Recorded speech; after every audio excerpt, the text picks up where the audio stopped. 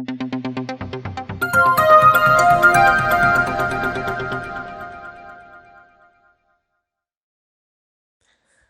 Students, तो कैसे हैं आप लोग। उम्मीद करता हूं बहुत अच्छे होंगे। तो आज का जो हमारा विषय है वो है वर्ण व्यवस्था। आज हम जानेंगे कि वर्ण व्यवस्था क्या होती है और इस व्यवस्था के आधार पर मनुष्यों को कितने वर्णों में विभाजित किया गया है और क्या ये व्यवस्था जन्मानुसार है या फिर कर्मानुसार। ये जो विषय हमने उठाया है ये क्लास 12th एनसीईआरटी भारतीय इतिहास के कुछ विषय भाग 1 से लिया गया है। तो यहां पर हमको वर्ण व्यवस्था के विषय में कुछ पॉइंट्स पढ़ने को मिलते हैं। सबसे पहले हम एनसीईआरटी जो चीज क्लेम करती है उसके बारे में हम बात कर लेते हैं। तो यहां पर आपको पढ़ने को मिल जाएगा। यहां पर जो एनसीईआरटी क्लेम कर रही है वो क्या है। संभवतः आप जाति शब्द से परिचित होंगे जो एक सोपानात्मक सामाजिक वर्गीकरण को दर्शाता है। धर्मसूत्रों और धर्मशास्त्रों में एक आदर्श व्यवस्था का उल्लेख किया गया था। ब्राह्मणों का यह मानना था कि यह व्यवस्था जिसमें स्वयं उन्हें पहला दर्जा प्राप्त है। यहां पर शब्दों को समझने का प्रयास करेंगे। ब्राह्मणों का यह मानना था कि यह व्यवस्था जिसमें स्वयं उन्हें पहला दर्जा प्राप्त है एक दैवीय व्यवस्था है। अब ये ब्राह्मणों का मानना क्यों था? क्योंकि उन्हें उसमें पहला दर्जा प्राप्त था, इस वजह से उनका यह मानना था। शूद्रों और अस्पृश्यों को सबसे निचले स्तर पर रखा जाता था। इस व्यवस्था में दर्जा संभवतः जन्म के अनुसार निर्धारित माना जाता था। शब्दों पर बहुत ध्यान देने की आवश्यकता है। पहली बात, ब्राह्मणों का यह मानना था और क्यों मानना था? क्योंकि उन्हें इसमें पहला दर्जा प्राप्त था।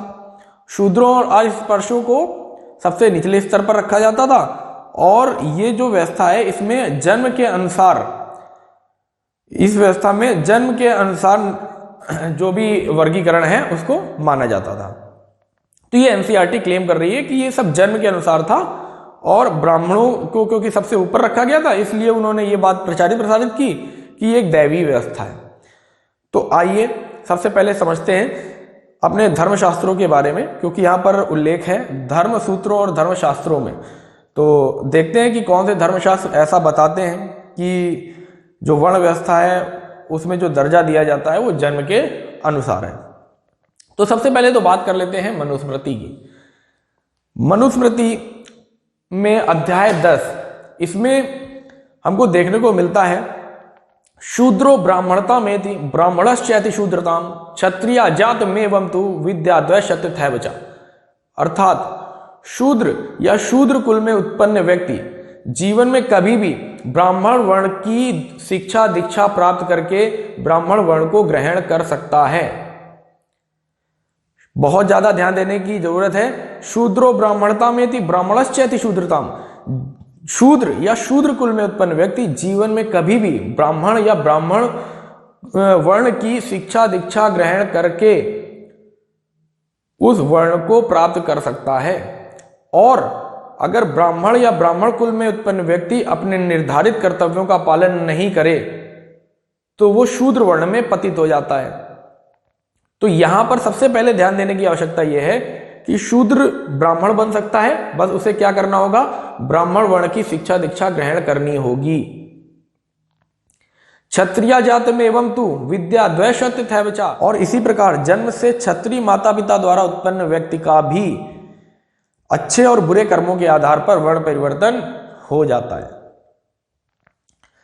और उसी उपयुक्त प्रकार से वैश्य कुल में उत्पन्न व्यक्ति का भी अच्छे और बुरे कर्मों के आधार पर वर्ण परिवर्तन हो जाता है। ऐसा मनुस्मृति बोलती है और बोलती है कि यही वर्ण व्यवस्था का सिद्धांत है। अब हमें यह बात समझने की है कि यहां पर क्या बोला जा रहा है। कर्मों के आधार पर, कर्मों के आधार पर उच्च और निम्न वर्ण परिवर्तन हो जाता है। वैसे लोग शूद्र शब्द की व्याख्या को बहुत गलत तरीके से लेते हैं, लेकिन हम यहां पर आपको दिखाते हैं कि ब्राह्मण ग्रंथ इसके बारे में क्या कहते हैं।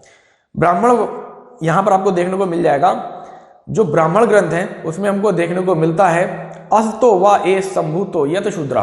अर्थात अशिक्षा के कारण जिसकी निम्न जीवन स्थिति रह जाती है, जो सेवा आदि कार्य ही कर सकता है, उसी को हम क्या कहते हैं? शूद्र कहते हैं। लेकिन आज शूद्र की जो परिभाषा समाज में प्रचलित है वो बहुत अलग है हमारे शास्त्रों से। और अभी तो हमने मनुस्मृति की बात की, अब बात करते हैं भगवान कृष्ण गीता में इस वर्ण व्यवस्था के विषय में क्या कहते हैं। तो आइए हम गीता से समझते हैं। इसमें गीता अध्याय 4 श्लोक संख्या 13, इसमें आपको पढ़ने को मिल जाएगा, चातुर्वर्ण्यम मया सृष्टम गुण कर्म विभागशा तस्य कर्तारमपि माम विद्वे कर्ता रमव्ययम। अर्थात प्रकृति के तीनों गुणों और उनसे संबद्ध कर्म के अनुसार, बातों को बहुत अच्छे से समझना है, कर्म के अनुसार मेरे द्वारा मानव समाज के 4 विभाग रचे गए हैं। अर्थात ब्राह्मण, क्षत्रिय, वैश्य व शूद्र, इन्हें रचा गया है किसके अनुसार? कर्म के अनुसार। ये भगवान श्री कृष्ण गीता में कह रहे हैं। लेकिन जो एनसीईआरटी के दावे हैं, एनसीईआरटी का जो क्लेम है वो बिल्कुल अलग तरीके से ही चल रहा है, और वहां पर साफ साफ वो हमको बता रहे हैं कि ये जन्म के अनुसार व्यवस्था है, ना कि कर्म के अनुसार। तो हमें इस बात को बहुत ज्यादा अच्छे से समझने की आवश्यकता है। एनसीईआरटी इस तरीके के क्लेम क्यों करती है, ये एनसीईआरटी ही समझ सकती है। और वैसे हम लोग इतना समझदार हैं कि हम लोग समझ सकते हैं कि एनसीईआरटी इस तरीके के क्लेम क्यों करती है। क्लास 5th से लेकर क्लास 12 तक बच्चों को इसी तरीके की एनसीईआरटी की बुक्स में पढ़ने को मिलता है। तो इतिहास की जो हमने बात की थी कि इतिहास का अध्ययन हम इसलिए करते हैं जिससे हम अच्छे समाज का निर्माण कर सकें। तो अगर बच्चे इस प्रकार के इतिहास को पढ़ेंगे तो क्या अच्छे समाज का निर्माण करना संभव है, इस बात पर एक बहुत बड़ा प्रश्न चिन्ह खड़ा होता है। तो एनसीईआरटी के जो दावे हैं कि जो वर्ण व्यवस्था है वो जन्मानुसार है, उसको हमारे शास्त्र पूरी तरीके से नकारते हैं। ये एक कर्म के आधार पर निर्धारित व्यवस्था है। तो मुझे लगता है कि आपको वर्ण व्यवस्था के विषय में समझ में आ गया होगा कि वर्ण व्यवस्था क्या है और मनुष्यों को वर्णों के आधार पर कितने भागों में विभाजित किया गया है, ब्राह्मण, क्षत्रिय, वैश्य और शूद्र। यहां पर मनुष्यों की बात हो रही है, न कि केवल एक वर्ग की। इस बात को हमें समझकर चलना है। तो मिलते हैं आपसे किसी अच्छे और किसी इंटरेस्टिंग टॉपिक के साथ में। तब तक के लिए कीप लर्निंग। जय हिंद।